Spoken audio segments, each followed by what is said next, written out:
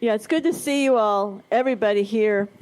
I'm always glad to see the growing struggle in Albuquerque, being from here. It's still my hometown.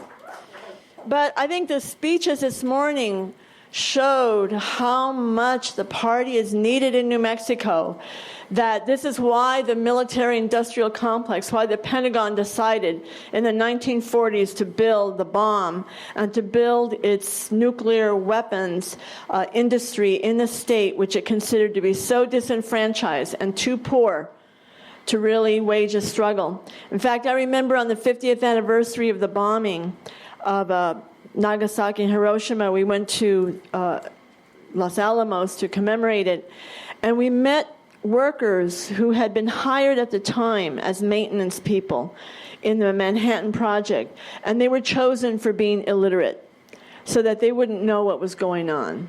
But so it's great to see, it's encouraging to see so many people involved here in Albuquerque and the whole Southwest. Latin America is not getting much attention in the news of the United States, except to portray the countries in progressive struggle, revolutionary struggle, as basket cases, deserving of U.S. intervention to rescue it, really to rescue the resources for the U.S. That's all you really hear about Venezuela and Nicaragua, blaming them for what the U.S. is really responsible for. But it's not possible to understand what's taken place in either of those two countries without looking at the developments and events of the last 10 years in Latin America, well, of course, before that, from 2009 to 2018. The decade before that, from 1999 to 2009, there was significant movement forward with the election of progressive presidents in several countries, starting with Hugo Chávez's election in Venezuela, which started the Bolivarian Revolution. He was elected in 1998, took office in 1999. Evo Morales became president in Bolivia in 2005. Rafael Correa in Ecuador in 2006. Then Daniel Ortega in Nicaragua was later that year and re-elected in 2009. Actually 2011 and 2016. There were also the elections in that decade between 1999 and 2009 of Lula da Silva of the Workers' Party in Brazil and Nestor Kirchner and later his wife Cristina Fernandez in Argentina, which began in 2003. Those two were not socialist, but relatively progressive, and improve the conditions of the working class in their countries. And of course, there is Cuba's steadfastness in defending its revolution for so many years. All of this was taking place in the decade of the 2000s. There was so much progress. And yet now the people of Latin America are experiencing a serious and often violent setback in their countries, counter-revolutionary attacks. And the U.S. government is behind the fostering of that opposition. And of course, James from the Alliance for Global Justice from Arizona just talked about the crisis in Colombia. In recent months, U.S. officials are intensifying pressure on their allies in Latin America against those progressive governments. Former Secretary of State Rex Tillerson appealed to elements within the Bolivarian military to overthrow President Nicolás Maduro, and Trump has threatened military action. Mike Pence's visit to Ecuador in late June was followed immediately by the new right-wing Ecuadorian President Lenin Moreno's announcement that whistleblower Julian Assange would likely not be given refuge in the Ecuadorian embassy in London. In the last 10 years, as I said, the government has intensified its efforts, covert and overt, to recover its place of geopolitical and economic domination in Latin America and the Caribbean. U.S. funds are being poured into destabilization campaigns of subversion to reverse the revolutionary turn in the continent. And it's having a serious effect. But despite the most blatant racist and imperialist actions of Trump, this new offensive of the United States against Latin America did not start with his administration. The latest offensive started, in fact, with President Barack Obama soon after he took office in 2009. After all, one of the first actions of his government was to support, if not engineer, the Honduran coup against the president, Mel Zelaya. And of course, Hillary Clinton, being the Secretary of State, boasted in her book of her role in supporting the new coup government until her second edition, when she took that little part out to run for president. Of course, let's not forget, during Obama's first term, the destruction of Libya and the devastating war that began against Syria. The Democrats' role cannot be overlooked, as others have said, or ignored, because as the 2020 election cycle looms before us, even before the midterm elections of November, the progressive movement and working class will be told once again that the only way out of their crisis that we are facing, economic, social, political, is to put aside protests. Don't pressure the Democrats. Work all that you can in the next 2 years. Ignore history and support them to become the new party to rule.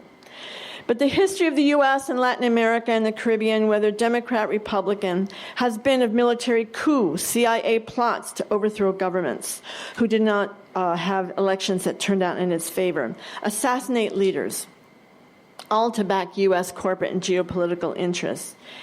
And it was Obama who clearly signaled this new tactical approach in U.S. strategy of domination when he was first campaigning for president in 2008. He gave his Latin America-themed speech in May 2008 in Miami, that city being the seat of the Latin American counter-revolution. In fact, he spoke before the Cuban American National Foundation, the notorious group founded under Reagan's term that was designed to strengthen the policy of strangling the Cuban economy. The foundation also received tens of millions of dollars in CIA funding to carry out terrorist attacks against Cuba. So here was Obama in Miami with this fascist group. And he announced a new approach to achieve the same goal. Here's a telling excerpt from his speech. He said, "Since the Bush administration's action launched a misguided war in Iraq, its policy in the Americas has been negligent toward our friends, ineffective with our adversaries, and incapable of advancing our interests in the region. No wonder, then, that demagogues like Hugo Chavez have stepped into the vacuum. His predictable yet perilous mix of anti-American rhetoric, authoritarian government, and checkbook diplomacy offers the same false promise as the tried and failed ideologies of the present." He means socialism. He goes on, "But the United States is so alienated from the rest of the Americas that this stale vision has gone unchallenged and has even made inroads from Bolivia to Nicaragua. And Chavez and his allies are not the only ones filling the vacuum. While the United States fails to address this changing reality in the Americas, others from Europe and Asia, notably China, have stepped up their own engagement. Iran has drawn closer to Venezuela, and just the other day, Tehran and Caracas launched a joint bank with their windfall oil profits." That's the Monroe Doctrine talking. So when Obama mentioned Hugo Chavez's checkbook diplomacy, he was condemning the idea that a country like Venezuela could control its own resources for the benefit of its people and other peoples and countries, and thus keep it out of the hands of Exxon and other oil giants. Let's not forget that hundreds of millions of gallons for several years were donated by Venezuela to poor communities in New York City, in Boston, and in native reservations during the winters. Why was Obama so bothered by Nicaragua and Bolivia and Venezuela, to mention them? It's because the decade of the 2000s was the unprecedented uniting of governments and countries that were breaking away from the very domination of U.S. imperialism. It hadn't happened before on this scale. By 2004, Venezuela and Cuba had founded the ALBA Alliance, which stands for Bolivarian Alliance for the Americas, it meant the member nations of this organization who joined would share resources and human solidarity on an equitable basis. It was Cuban doctors and teachers being sent by the tens of thousands to these countries. In turn, Venezuela provided oil, and other countries provided food. Each year, more countries were inspired to join. With Cuba and Venezuela as the beginning of this organization, in 2006, peoples of Latin America, fed up with cutbacks, poverty, neoliberal programs, responded by electing similar leftist candidates. In that year, Daniel Ortega, who had been a leader of the Nicaraguan 1979 revolution before it was devastated by a U.S. contra-war which killed more than 50,000 people, he was reelected in 2006 with 38% of the vote. In his first term, economic reforms to benefit the population began to turn the economy around, also with the help of ALBA resources. A literacy campaign led by Cuban teachers made Nicaragua the third country in Latin America to be free of illiteracy. The second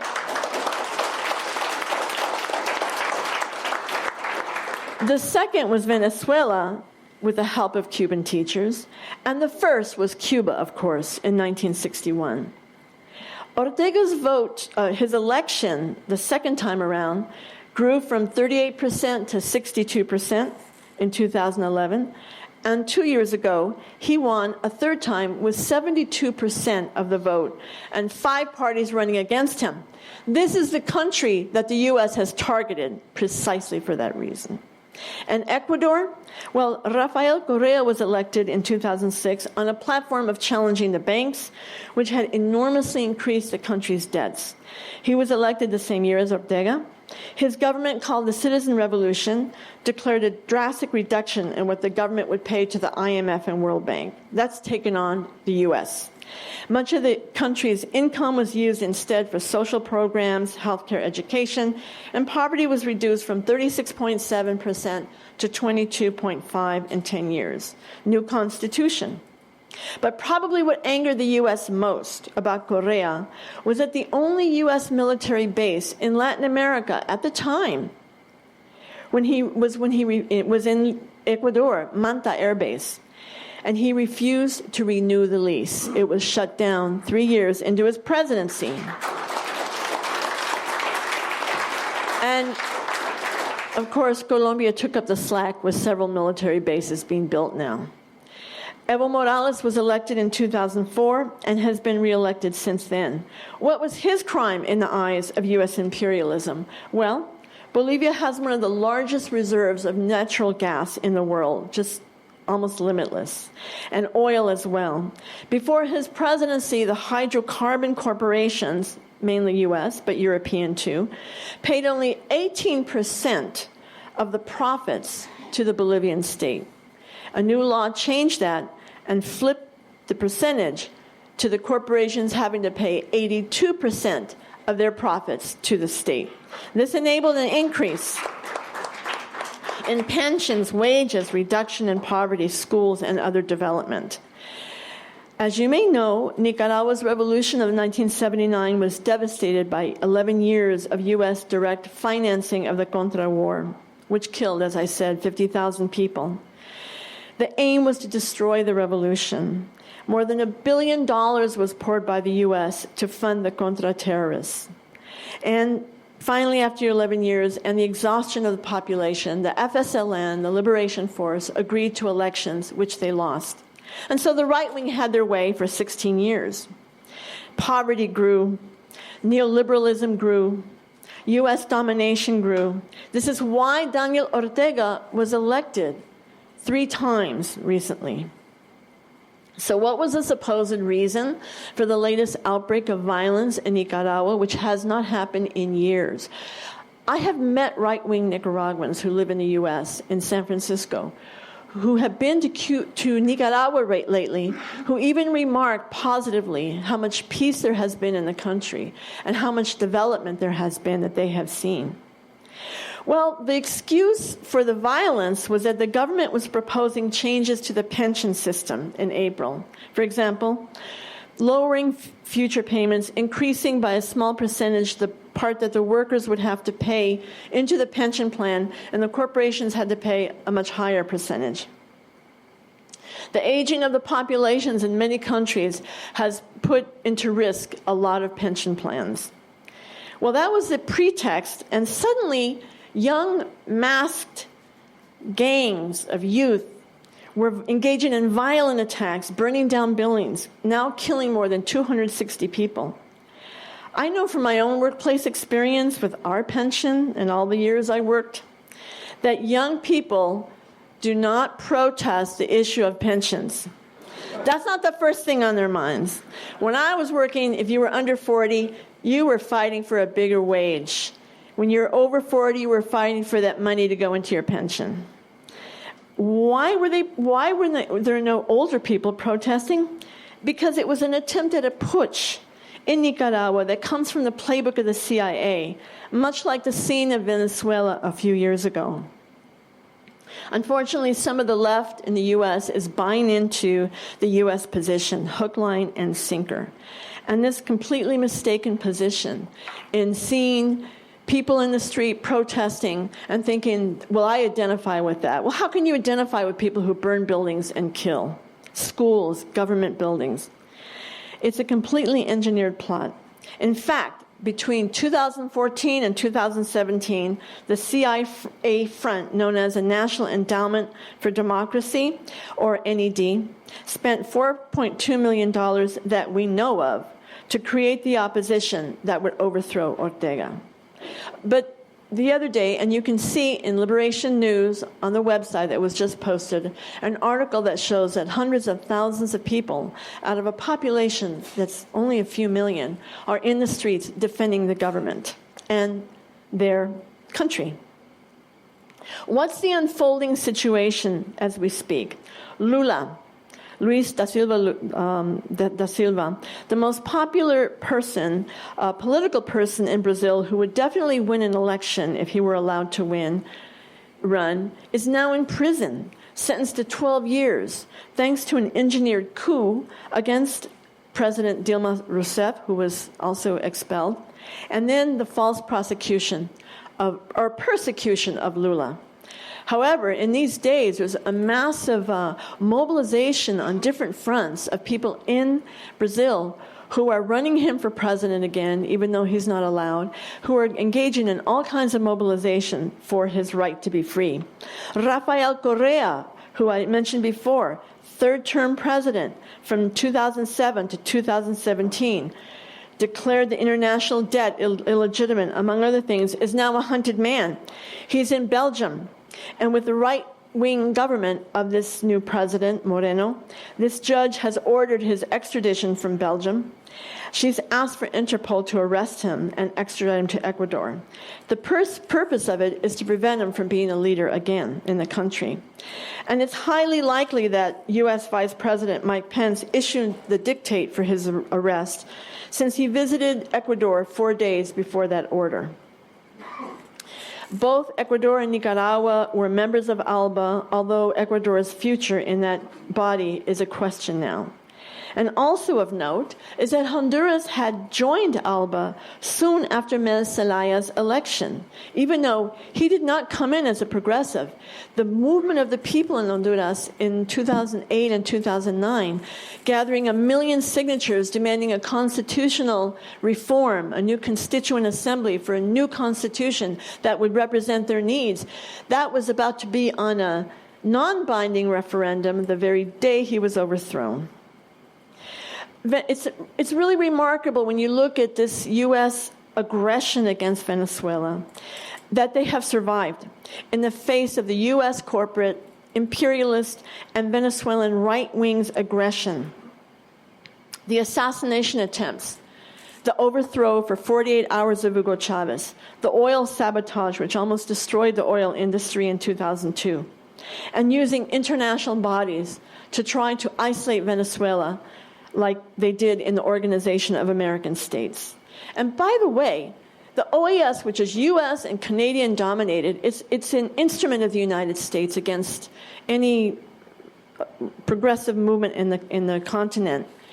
it was countered in that same decade of progress by the formation of the ALBA countries, of an entity called CELAC, the Community of Latin American and Caribbean States, which does not include the U.S. and Canada.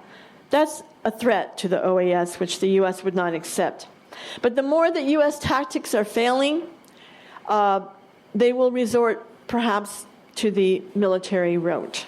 And why we must be very, very aware of what's really going on, read our media, read the leftist media, to be clear on the fact that we oppose every U.S. imperialist and right-wing maneuver against these countries. Just when one could think that the days of coup, of all the murderous regimes that the U.S. backed and installed from Guatemala to Argentina to Chile to Brazil, the hundreds of thousands of people who've been killed since the 50s, the attempt to destroy the Cuban Revolution, the Bay of Pigs invasion, on, we could hope or think that those days would be past. But U.S. imperialism still exists. And there's not one country in the world that's left in peace that wants to develop independent of U.S. capital. And then there's Cuba. On January 1st, 1959, which will be the 60th anniversary this coming year, with dictator Batista's flight abroad, the complete repressive state of the police, the army, the butchers, it collapsed overnight, and a new socialist state was replaced, allowing for workers' power to take place. First, the U.S. properties were expropriated, and then later, the completion by expropriation of the rest of private wealth. That's when, on April 16, 1961, the socialist character was openly declared. But we always consider that the socialist revolution began on January 1, 1959. And it is amazing that Cuba has not only survived 55 years of severe, devastating blockade, terrorist attacks that have killed more than 3,400 Cubans, destroyed so much infrastructure that it continues to spread its internationalism around the world. We remember the days of 300,000 Cubans who volunteered to fight in Angola, to smash the South African apartheid regime army, to bring about, to help bring about the freedom from apartheid of the black South African masses who had fought for so many decades. The freedom, the independence of Namibia, which was possible because of Cuba's role. And the fact that universal and accessible and healthcare is available to everyone, free, and education, that you can get a PhD in Cuba without paying a penny. I just returned from Cuba 5 days ago with a delegation of 15 people, almost all being PSL members. And in Santiago de Cuba province that we were visiting, which has millions in population, the infant mortality rate for that whole province has gone down to 2.7 deaths of babies under 1 year per 1,000 births. That is remarkable. I don't know how many of you are aware of these numbers, but nationally it's 4, and in that province it's 2.7, and it keeps going down and down every year. In Washington, the average is 7. That's right. But in the black community, it's much higher, because it's an average of the whole population. Cuba is an organized planned economy and a socialist society. You've probably heard the news about the revision of the Constitution in recent days. I've had people call me alarmed saying, Gloria, we hear that there's going to be private property. There already is private property. It has been a process. It's very partial. It's a minimal amount, but it does exist. It's existed since 1993 with the economic changes that Cuba had to engage in, including foreign investment, the allowance of small businesses of the Cubans, tourism, all these things that were needed to survive the collapse of the Soviet Union, its main trading partner. And so the Constitution is being redrafted in order to reflect the economic and political changes in these last 40 years. The current Constitution was made, the first one after the revolution was adopted in 1976 by referendum. And the project of this new one began 5 years ago, and the newly instated National Assembly voted to approve the draft on January 21 while we were there. It's now being distributed throughout the country to all the Cubans for study, and they will all be debating in the workplace, in the mass organizations, in the universities, in the schools, everywhere, from August 13 to November 15. Then there will be a referendum. And for the first time in a national consultation of the country, those Cubans who live abroad, some 1.4 million in 122 countries, will be able to be part of the debate.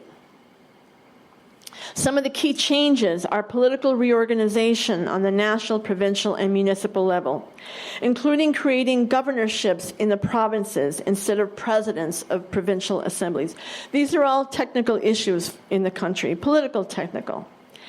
The new constitution maintains the social, economic, and political socialist character of the revolution, of the obligation of all Cubans to defend the revolution.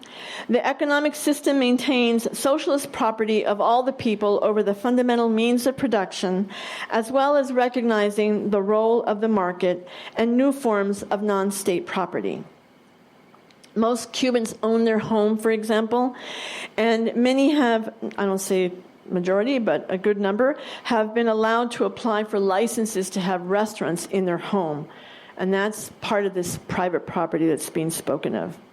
One of the new articles provides not only for the long-standing ban on racist and sexist discrimination, but also adds no discrimination on gender identity, sexual orientation, and disability. It also changes the language of marriage being that between a woman and a man to being between two persons. That opens the door to gay marriage. So in Cuba, when they move forward on social issues, they don't go backwards as we do in the United States. You see what's happening to women's rights. They're being decimated, and soon to be more decimated by the Supreme Court. The lesbian, gay, LGBTQ rights were won in many ways because of the struggle, but they're being also driven back because any reform can be destroyed under capitalism. I just want to end, because I'm way past my time, that our conference message is that only the independent, militant movement of workers and oppressed in this country and abroad will affect real change. And socialist revolution is needed to guarantee those changes. We know, there's a long theme here about the progressive governments in Latin America that have not achieved the overthrow of the capitalist system in their countries. That hasn't happened in Venezuela either, for example, and that requires another theme. In many ways, we have to look at the new world situation with the disappearance of the Soviet Union and the ongoing, continuing, and growing aggression of the U.S. against any independent country. It didn't take a revolution in Libya to be destroyed. It didn't take a revolution in Syria to suffer so much destruction. And it hasn't, I think, been possible for many of these countries to achieve what would hopefully be an ultimate goal. But I think our main obligation to the world is fighting for our revolution here. And we can take the lessons of what's taken place in Latin America, solidarize with the movements there, with the driving movement of people who still want the kind of life and dignity that every human being seeks. Long live the Cuban Revolution, and long live the struggle of the peoples in Latin America.